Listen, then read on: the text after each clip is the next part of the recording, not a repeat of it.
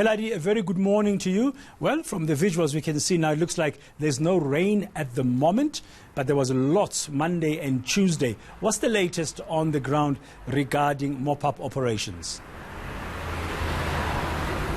Good morning, Bradan. So as you rightly say, for the first time in a few days, it is dry in Cape Town. It's still bitterly cold, though. As you can see, I'm all wrapped up for this 15-degree weather. Now, overnight, we've had the city going out, sending out its teams to assess in particularly informal areas. So the Guguletus, Khayelitsha, in Manenberg, which we saw flooded quite heavily on Tuesday night.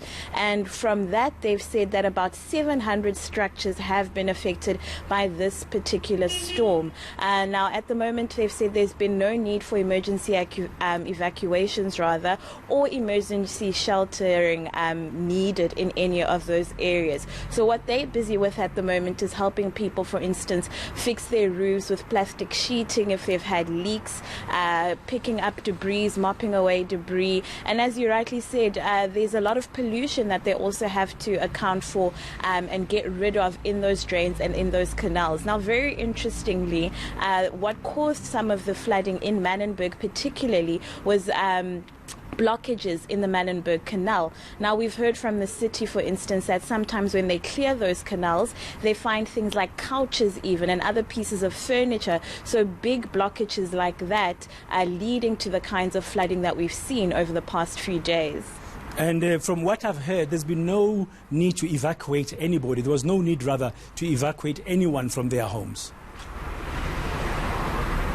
Definitely. Unfortunately, we did see a lot of water going into people's homes and into their structures where they live. So it really is just those people accounting for the things that were damaged by that water, sweeping that water out and fixing their homes. So luckily, there's been no injuries reported as well. And people are really just making sure that everything's dry once again and fixing up where they can.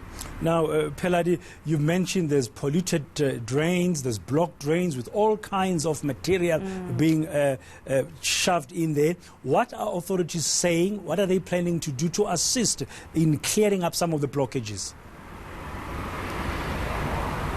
So unfortunately, what they've said to us is that it's a battle they seemingly can't win, because every year before the rainy season, the winter season here in Cape Town, they send out teams 3 to 4 months ahead of the time to clear out blocked drains, to clear out those stormwater drains.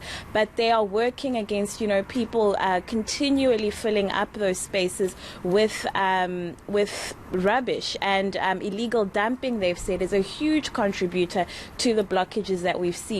So unfortunately, no matter how much they say they keep cleaning, a lot more dirt and debris is thrown into those drains and stormwater drains. So they can't really say if there'll ever be a time when they are clear to allow that water to pass through seamlessly. Okay, thank you very much, Peladi Situsa, for the latest update following the rainy days we saw in Cape Town a little bit earlier in the week. Dry this morning, but authorities are also concerned about those blocked drainages in areas like Manenberg.